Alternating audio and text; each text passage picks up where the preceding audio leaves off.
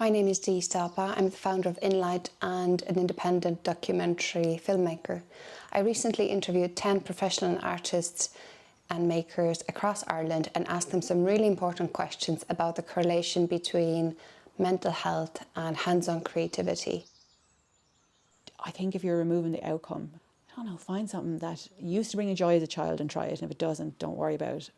Just keep going. Like, trust that you're here for a reason and you'll find your way. And if your community is there, that's amazing.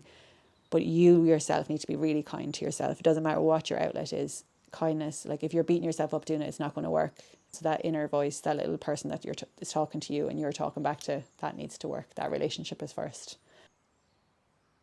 I think it's believing in yourself. It's very easy to feel like, oh, nobody be interested in this, or I'm going to do it wrong. You know, don't doubt your inner self. I feel it's important to bring your light to the world and don't dim it. Don't let anybody else dim it. Luckily, I haven't had too much of that experience, but I think it's more myself. You know, it's important to let your light shine. Everybody's creative. When you write your name on a piece of paper, that's creative. When you cook a meal, that's creative. When you get dressed in the morning, that's creative. Everything you do is creative. It might not be conscious, but it is there. It might not be framed in the way, I suppose, society deems creative in that it's not art or it's not, sculpture but everything about life is creative. Even though it was always in me, I lost it for 20 years maybe. It was always there and I always felt like something was lacking and I didn't know. So I know that feeling. Everybody is creative. Yeah. Just because you can't make soap or just because you can't take a picture or paint or draw, that doesn't mean you're not creative. You could be sitting at home knitting in the evening and making fabulous things, or you could be cooking food for your family that's amazing, it tastes really good, that feeds your family. That's being creative. Creativity is everything. It's who we are. Human beings are creative beings. That's why we're here on this planet, to have this journey, and that can be in any kind of a way. If somebody's feeling like that, I would say go outside. Yeah. Go outside. It's the first thing that will connect you to your creative self, is just being out in nature. Because you can't, and I mean go out without your headphones in and, take a walk somewhere where you're listening to the birds or you're watching the trees. Everybody is creative because we are a creation. So to me, it's in our core.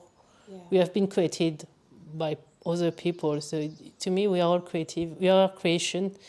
So by instance, a human being is creative. When we are a child, we draw, we sing, we dance, we do different things. We don't care about people's opinion.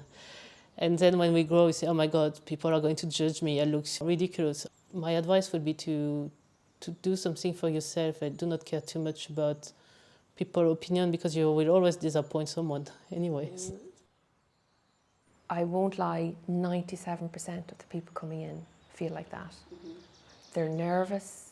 I think that's across the board for any new thing you go. Like if you're starting a Pilates class or yoga, you're going to be nervous that you're not going to be up to scratch from the lady at the top that's doing it like 6 years or whatever, or all her life. You're not.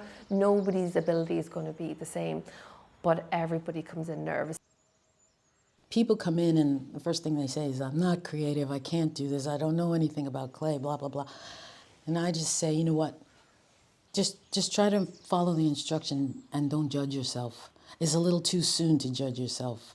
So you make the thing that I'm asking you to make, and you can't even judge it after you make it. You have to wait till it's fired and you see the end product. So it's not really... It is the process, and you have to allow that process. And it's about, I just think you have to touch the clay and let it happen, because there's just no other way to explain what happens when you do touch the clay, and it's magic. I had a couple of practice pieces and I gave it to them then afterwards, so then they drew over it, and I love them. I love the paintings. It's just a mixture of the three of us together, almost. They're so creative as well. I suppose they've also helped me in a way, because I draw something, they were like, oh Mammy, that's great, And I'd be like, no, it's not, you know, I'd poo-poo it, kind of thing. But then they start saying that. It's like, no, it's not great, it's terrible. And I was like, oh my God, they're kind of just copying what I do, you know. So it was like, no, I have to be, you know, it's probably not the Irish thing to do, but like, no, it is good. Or just take the compliment, because it's so hard to take a compliment that way. But like, yeah, trying to, I suppose, reframe how I speak about myself for them. Creativity is not that difficult. I don't believe in creative block. I believe that many people are struggling with mental health, they are struggling financially, and this can make it difficult to create, but it's not a creative problem. Outside of creativity, so when you can get help, when you can understand this, creating is easier.